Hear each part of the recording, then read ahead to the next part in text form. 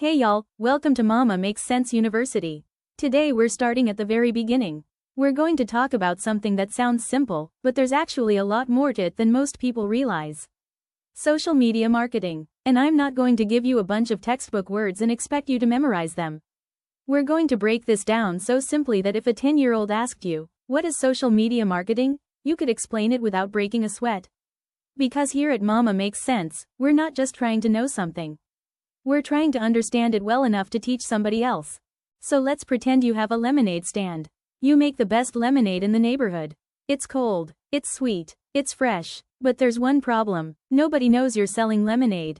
And if nobody knows you're there, nobody buys it. So you put up a sign. Cold lemonade $1. Now people can see you. And that right there is where our marketing conversation begins.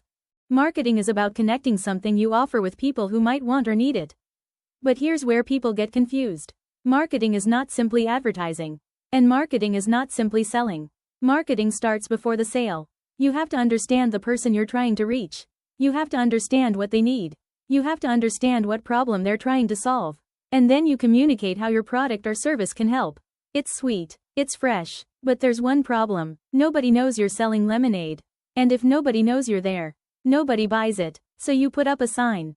Cold lemonade $1. Now people can see you. And that right there is where our marketing conversation begins.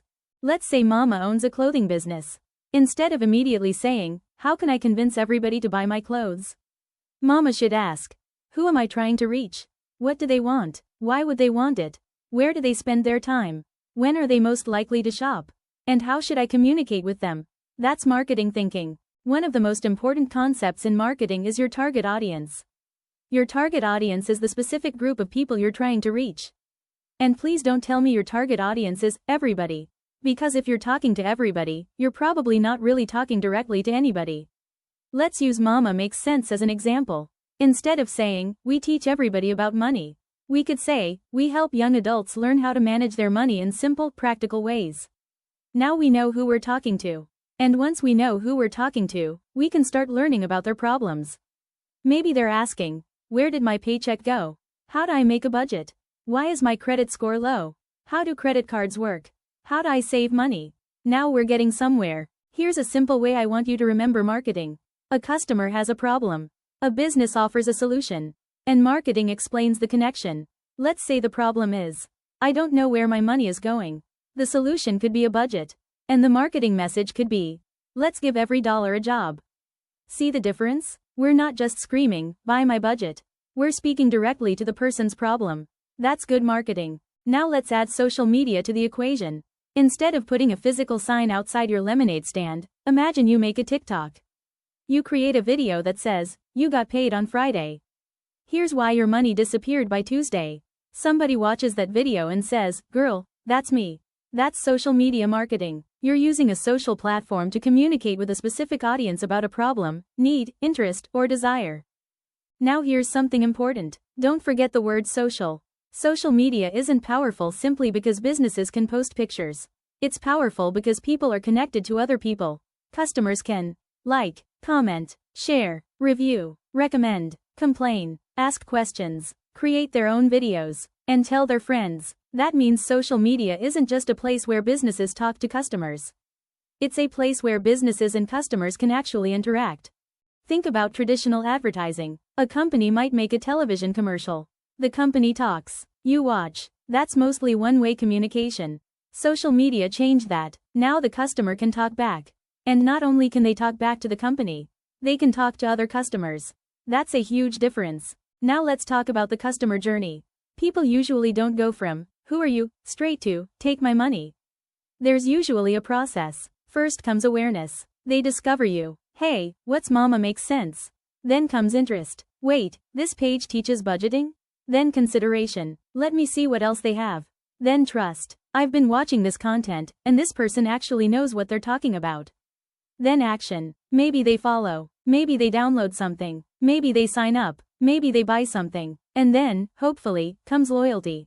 They come back. They tell their friends. And they continue trusting the brand. Think about it this way. Imagine two people are selling the exact same budgeting workbook.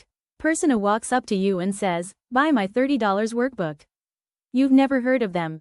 Then there's person B. You've been watching their videos for 6 months. They've taught you how to budget. They've explained credit. They've taught you how to save. They've answered questions. Then one day they say, I created a budgeting workbook to help you put everything together. Who are you more likely to trust? Probably person B, and that's one reason social media marketing can be so powerful. You get the opportunity to consistently show people that you understand their problems and can help. Now let's talk about content. Not every post needs to sell something. Content can educate, it can entertain, it can inspire, it can help people feel understood. And yes, sometimes it can sell. For Mama Makes Sense, educational content could be, what's the difference between a debit card and a credit card? Entertainment could be, Pav, you checked your bank account after a weekend with your friends. Connection could be, nobody taught us how to manage money when we got our first paycheck. And promotional content could be, download the Mama Makes Sense budget planner. Different content can have different jobs. Here's one of the biggest lessons I want you to remember. Posting is not the same thing as having a strategy. If somebody says, I'm going to post on TikTok every day, that's an activity. It's not necessarily a strategy. A strategy asks, who am I trying to reach? What problem am I solving? What do I want people to do? Why would they care? Which platform makes sense? What type of content should I create? And how will I know if it worked? That's strategy. Let's talk about word of mouth. Imagine you buy a product and absolutely love it. You tell your sister tells 3 friends. Those 3 friends tell 3 more people. That's word of mouth. Social media can make word of mouth travel much faster. Instead of telling 3 people, somebody can make one video that thousands or even millions of people see. That's why shares and recommendations can be incredibly valuable. Now we have something called user-generated content, or UGC. That simply means content created by the customer or user. Imagine Mama Makes Sense sells a budgeting planner. A customer makes a TikTok saying, come budget with me using my Mama Makes Sense planner. Mama didn't make the video. The customer did, but the customer's content is helping market the product. That's powerful. Your customers can actually become part of your marketing team. Now let's talk about influencers. Imagine someone has 1 million followers. They post about your budgeting product. Sounds great, right? Maybe. But what if those 1 million people don't care about personal finance? Now imagine someone has 20,000 followers who are deeply interested in budgeting and money. That smaller creator might actually be more valuable. So remember, a big audience isn't automatically a good audience. Marketers care about relevance, engagement, trust, and whether the audience actually fits the brand.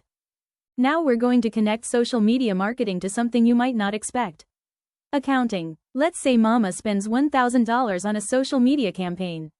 The campaign reaches 100,000 people. Sounds amazing, but Mama shouldn't stop there. She needs to ask, how many people visited the website? How many signed up? How many purchased? How much revenue did we generate? And most importantly, did we make money? That's where marketing meets accounting and finance. Let's say the campaign generates $4,000 in sales. You might think, great. We made $4,000. Not necessarily. That's revenue. Suppose the products cost $1,500 to produce. Now we have $4,000 in revenue minus $1,500 in product costs equals $2,500 in gross profit. Then we spent $1,000 on marketing. Now we're at $1,500. That's why understanding business numbers matters. A marketing campaign can look amazing on social media and still not be profitable. And now you can see the bigger picture. Marketing starts with the customer. We identify a problem. We offer a solution. We communicate that solution. People interact with our content. Some take action. That action can lead to revenue. And then the business has to determine whether that revenue actually produced profit. That's how marketing connects to accounting and finance. If you remember nothing else from today's lesson, remember these 5 things. Number 1. Marketing isn't just selling. Number 2. Know your customer. Number 3. Solve a real problem. Number 4. Social media creates conversation. And number 5. Measure your results. Because if you don't measure what you're doing, you're guessing. Now it's your turn. Imagine a 10-year-old walks up to you and asks, what is social media marketing? Don't give them the textbook definition. Don't use complicated words. Explain it using something simple, like a lemonade stand. Because if you can explain a complicated idea simply, that means you actually understand it. And that's our first lesson. Today we learned that social media marketing isn't just about posting pictures or making videos. It's about understanding people. It's about solving problems. It's about communicating value. It's about building relationships. And it's about measuring whether your efforts actually help the business. In the next lesson, we're going deeper into the social consumer. We're going to talk about why people behave differently online, why people share things, how influence works, why some people have more influence than others, and how businesses can use those relationships to grow. Until then, remember, don't just learn it, understand it, and then teach it. This is Mama Makes Sense University. And we're making sense of it all. See you in the next lesson.